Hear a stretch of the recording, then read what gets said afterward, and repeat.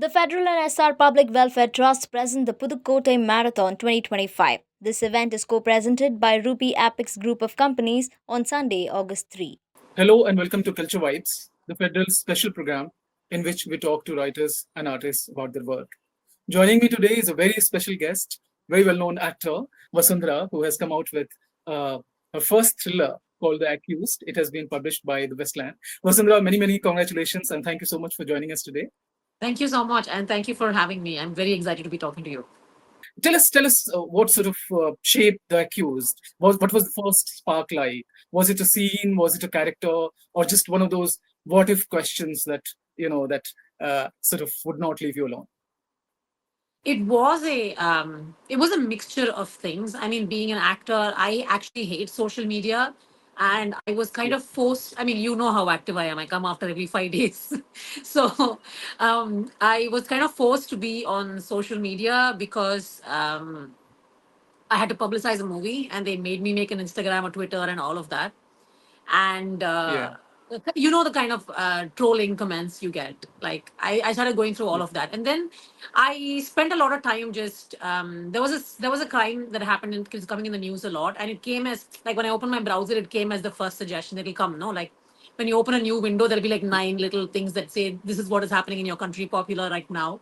So I clicked on one of Yeah. that. I just go through everything in the morning just to keep myself updated during so Yeah. I was going through that, and I saw the comment section, and the comment section was filled with people who were like talking as if they knew what happened.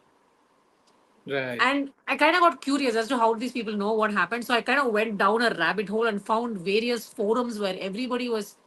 There was one guy who was like, "I'm a guy. I'm from this place," and he was talking as if he knew exactly what happened. So I clicked on his profile, or her, or I don't know I don't know what their pronoun is. I just know that they're not Right. genuine because when I clicked their profile, in another post they were a woman. In another post they were from Hmm. another city. So each post was like them just trying to, I don't know, karma farm, whatever you call it, but it was just them trying Right. to like change the narrative or just try to make themselves important or whatever. So I was like, what if people start believing this person? What happens to an innocent person's life could be ruined. So it kind of started Yes. from there, and I was like, they're making somebody the accused who possibly wasn't even there at the time. So for Hmm. Hmm. me, it's kind of started there because I was like, oh wow, people will talk whatever just to Yeah. make Yeah. themselves seem important, just to fill their empty lives or whatever.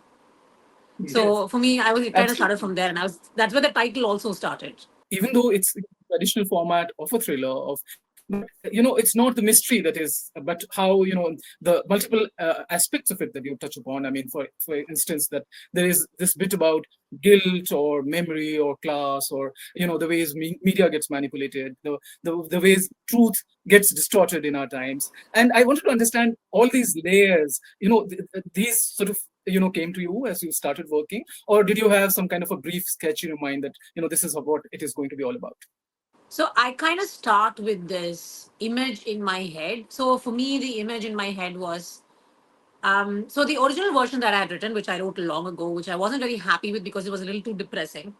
I wanted to do literary Mhm. fiction because I felt like, as an actor, I didn't want to come up with something commercial because I felt like people will already think that I have not got the gray matter to actually come up with something that's, serious. So I wanted to do something serious Yeah. because I do read a lot of literary Mm. fiction, only when I'm not like sad because it is very depressing otherwise. It is too much of a reflection on life right now. So I tend to read a lot more commercial books because it's a little more cheery for me. But I originally started completely from Mira's point of view. Mm.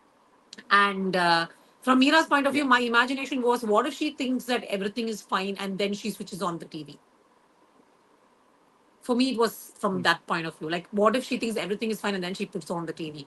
But, And because of a comment like that mm. comment I told you, because of something like that, this has spiraled into um so for me it was Mm. kind of, that was the scene I started with, and then I wrote the entire thing. I have another printed out somewhere, I think, of the Mira version. I found it too depressing, and everybody's like, it's too depressing, it's from one person's point of view, it's too, I don't feel happy reading it, it's too tedious. And I was like, okay, I understand, and I left it.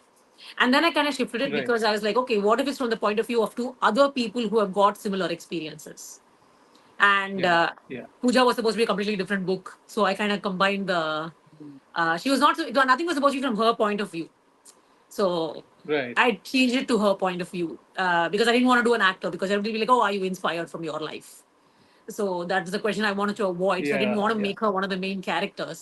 But for me, I just kind of thought about it and I was Hmm. like, this is one aspect where I have to do zero research because I've been in the industry since I was 17 years old.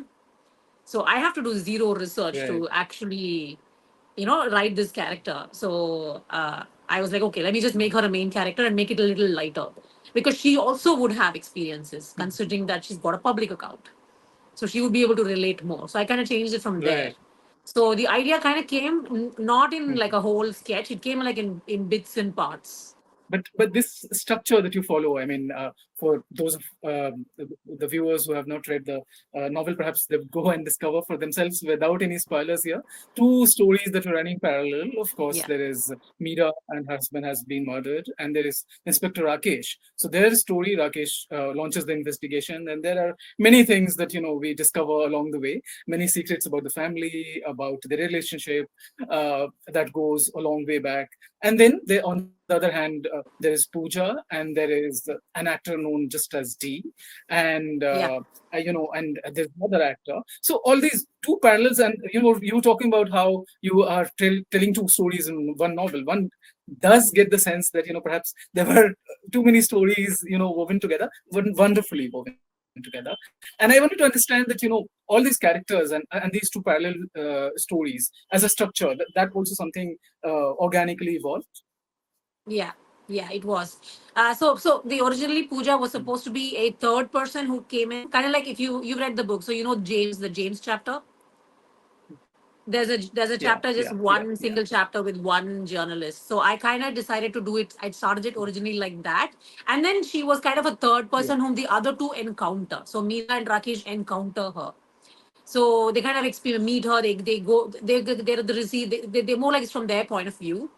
But then I Hmm. felt like we needed some lightness to offset a Yeah. heavy topic. And I thought, okay, what if I, instead of doing just one or two chapters from Pooja's point of view, what if I added more? And I Hmm. felt a lot more, I wouldn't say connected to her voice. I felt a lot like she could reflect a lot that I was trying to say without saying it. Hmm. Hmm. So I feel like a lot of things that she experienced, a lot of things that she did was something that I wanted to say, but I didn't want to openly say it. So I felt like she was very, as a Yeah. character, she was Yeah. very useful for that. So for me, it just made sense to have. Hmm. I like those novels where you have no idea where it's heading and then suddenly everything comes together. So for me, this is something I really enjoy. And things. Yeah. Yeah. So I for me, it Yeah. was that Yeah. was the yeah.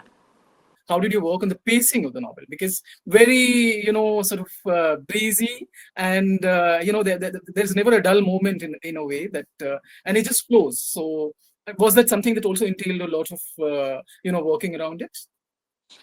It did. It did. I have to like give kudos to my editor, my Sonia Madan. She's just fantastic. But I did want the novels to be very easy to get through because I think this is where Right. my film experience and script reading comes into play. I kind of just removed Yeah. everything that was not necessary. Like for me, I was Yeah. right. A lot of people have told me this. It's like you've written a script and then changed it into a book.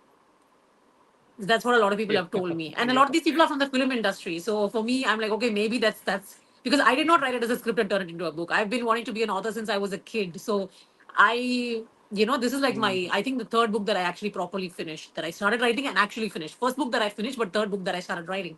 So I kind of feel like that Right. was kind of subconscious, and I did it based on how like movie scripts would be written, like short and fast paced, like the beats, like I don't know how to explain, like every beat. Yeah. Uh, yeah, I think Yeah. that's kind of what I focused on. Yeah, And also in some but I'm way, glad you it's liked it. not. I'm really glad everybody's liking that because that is something that I was really hoping that people would kind of not notice that I did it on purpose. Like at least towards the ending, I did a very serialized. It ends here. It ends here. So in Tamil, they'll say "Thodarum," like to be continued. Yeah.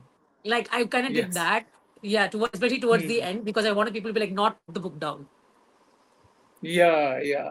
So there are also no neat resolutions, and also the fact that it's more than like a whodunit kind of a thing. It's more like there's this resemblance with a Nordic noir, for instance. I mean, there is a lot of ways that those writers do. And one does that get sense? Would you talk a little bit about it? Is it something that sort of draw on writers that you admire, or something you would like to talk Um, about? if it is subconscious because I do tend to read an insane amount of Mhm. thrillers. Right. I prefer a lot of Japanese thrillers, and Nordic noir is something I more recently discovered. I discovered it because of, I think there was a TV show, and I discovered that it was based on a book, and I kind of started reading the book because I wanted to read it first. I think that's something all readers do. That I want to Right. read the book first before I judge the TV show harshly for it cutting out my favorite parts. So I did Yeah. that, and I kind of fell into this whole. I don't want to Mm. mispronounce names, but YRSA, Irsa, whatever, like especially horror and a lot of Icelandic Mm. authors. I kind of fell in love with that whole landscape Yeah. of that whole chill and everything. So I kind of try to incorporate the horrible heat of Chennai into the book. And for me, Yeah. that was a bit of what I maybe it's subconscious, but I'm noticing a lot Mm. of things in my book from other people because somebody said it's a little bit similar to Japanese thrillers, and I'm like, okay, maybe it is because I read a lot of them. And then you're saying that it's similar to Right. Icelandic, and I'm like, okay, Nordic noir. So yeah, I do read a lot of them. Maybe it is correct, but it is subconscious. And if I can figure out how to consciously do it, Right. then maybe my next book will be even better. That brings me, I think you're talking about this setting and all. And one does that get sense that there's a very strong sense of setting also. So you have nosy neighbors, for instance, there's Yeah. apartment, and there is, of course, so many ways those domestic rituals also that did you draw from maybe from your own lived in spaces, places you have lived in, apartment, for instance, or these urban living settings, basically? I have. It's more of nostalgia because, like, currently I Yeah. have great neighbors. We're all friends. We talk to each other. We meet each other at least once or twice a week. We exchange food. So Yeah. my current neighbors are fantastic. But my previous neighbors, they were very like the kind of people who look through the peephole and see what you're doing, but they won't talk to you. So, Yeah. like, and I had, there were two bachelor boys living in a flat, and everybody knew what they were doing all the time, which was basically come home and study and go out and, like go to the gym and come home and study and go to the gym. They were trying to do IPS or something like that. But I was thinking, these people don't even come out of the house. How do they know everything these people are doing? I don't know anything they're doing. I didn't even know they were living in the flat because they were living in another block or whatever. But for me, it was just very surprising that. And then I was talking to one of my friends about it, and she was like, "Oh yeah, we have an auntie in my flat. Even if I wear a single sleeveless dress, I'm like sleeveless in this time." So she's like, "If I wear a sleeveless dress, she'll go tell everybody that your daughter was wearing sleeveless," and mom will be like, "Yeah, I know, I bought it for her." So I was like, "Oh wow, this still happens." It was just something that It was like, okay, so what if an actual Right. crime happens in a flat like this? What will they talk? So yeah, that was everything was a Yeah. very what if situation. But these, in a way, this whole, the center, in a way, the moral center of the story, two people and two lives and how they intersect in many ways. Um, Yeah.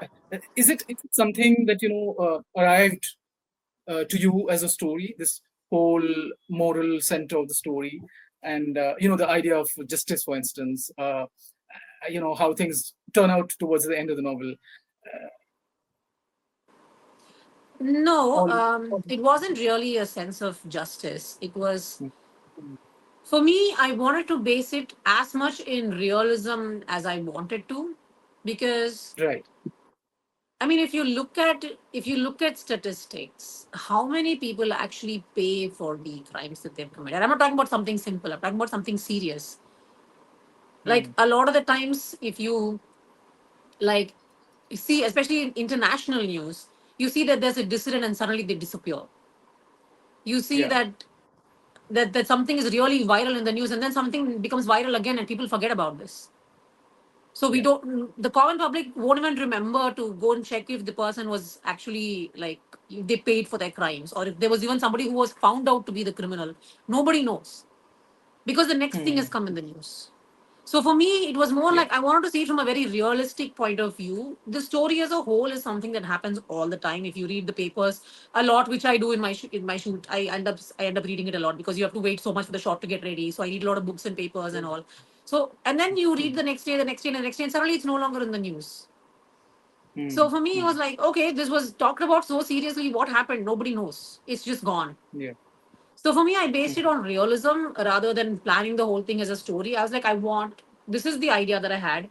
I want the ending to be cinematic, to be true to my yeah. roots, but I also Mm, wanted to be mm, as realistic as possible. So while the climax was extremely um, like mm, imagine a huge movie set with like a stunt master and all of that, it was that cinematic, but the right. actual ending with the actual Mhm, criminal is very realistic. right. Right. Yeah. They're also curious to know that now that your first book is out, I mean, there are ways that writing changes you. And as an actor, how do you see this, sort of shaping your, acting career here onwards? As an actor, I'm kind of hoping that people don't think I've stopped acting, because let's be honest, you're as an author, you can't pay your bills. You have to, unless I'm like, I don't know, Chetan Bhagat or like Amish Tripathi or like I don't know, super successful Jay Shetty. I Yeah. don't know. I don't know. I'm not. Yeah. So I'm just. I'm as an actor. I feel like rather than writing, being a published author, shaping myself as an actor, I think the acting experience, even though I wanted to be a writer way before I even Mhm, watched movies, like we never used to watch movies as a family. My family are very studious. So wasting time on movies was not something that was allowed. Like we were allowed to watch right. cartoons after we finished our homework. So uh, for me, being a writer, I've always been writing poetry and stuff like that. That kind of affected how I approach scripts, in the sense that I always want to know what happened to this character before this, what happened before that, what happened from, like I want to know that. Some directors really Mhm, like it. Some of them get very annoyed with me. Like I'm working with a director right now who's very happy to tell me everything about the character. But the previous director was like, just relax, madam, please. So, but I feel like that experience affected my acting, and my acting experience rather affected my writing than being published. Because for me, I was kind of mhm, pretending to be each character and acting things out for me to write it. right. I am yet to start shooting after being published because I'd taken a break from everything. So that'll start Right. soon. I will tell you after Okay. that. I will ping you after that and let you know how it's changed, if it has changed. But I am just Right. hoping that whatever change it is, it's a very positive and helpful one. Would you like to talk about your future films? I believe you're working in a Telugu film.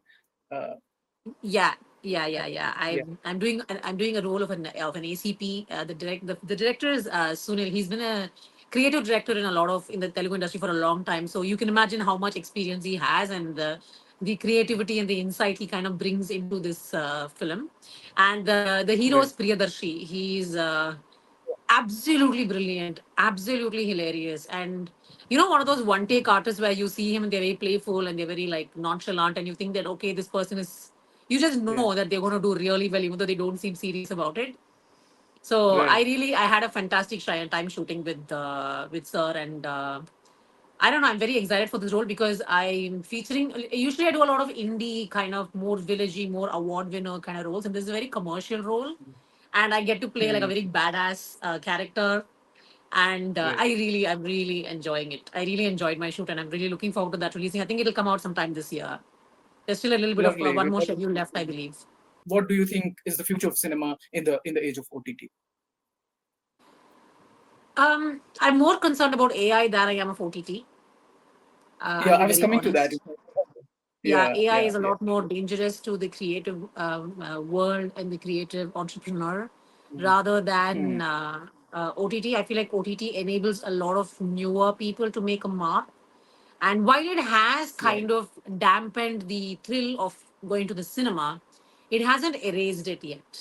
I'm really glad that my industries are getting their due, because Tamil cinema, Malayalam cinema is just like on another plane altogether. I feel like they should be the national cinema anyway. So Yeah. I feel like um, Yeah. I'm dying to learn Malayalam so I can go like act with Fahad Fazil. Like once I want to act with Fahad Fazil, Yeah. or like anybody, Prithviraj, Fahad Fazil, anybody. But for me, I feel like Hindi cinema isn't dead. What is dead are the superstar blockbusters, except for maybe one or Yeah. two. And I feel like if the Hindi industry focused a lot more on the smaller but absolutely fantastic films that have come out that they don't give attention to, they don't give publicity to. Like so many films have come out on OTT, and like you, it's only publicized on that person's Instagram account, like the cast's Instagram. Like there's no big banners, there's no big posters in the papers, none of that. And I feel like if they focus a little more on quality cinema rather than, big check blockbusters, like 100,000 crore blockbusters, I feel like we're coming to a time where content is king. And there are certain artists who have made a mark for themselves, and we are not utilizing them for their mark. Like Shah Rukh Khan, for example, if it was Shah Rukh Khan movie came like Mehuna or whatever else, you just go because of it's Shah Rukh Khan. I don't feel like there's Yeah. anybody like that anymore. And I feel like everybody's trying to do the same formulaic thing, not just in Hindi, like in every country, like world over. Everybody's trying to do the same thing. I feel like because globalization has done something very good, but it's also done something very bad in the sense that everybody's beige now. Like Yeah. I don't know how to Yeah. put it. Everybody's beige. Nobody's sticking true to their color. Everybody wants to appeal to the international market, or everybody wants to appeal to the national market. I really wish that people would focus more on, like, for example, Lapata Ladies was rightly celebrated. Like if more films like that were celebrated, even done by no-name people, that would be great, and there would be no industry that's actually dead if we gave credit where credit is due, rather than credit where surnames are. You're absolutely right. At the end of the day, what matters is a good story, well told, well executed, and all Yeah, of us as an audience. That's what we look yeah. forward to. Because the audience is letting their So money talk. They're not making these movies hits. There's a reason for that. You're not giving them what they yeah, want. Yeah. right, absolutely. On that note, Vasundhara, thank you so much. It was such a pleasure talking to you, and Likewise, I thank you had a for writing the fantastic time. book. Thank you so much for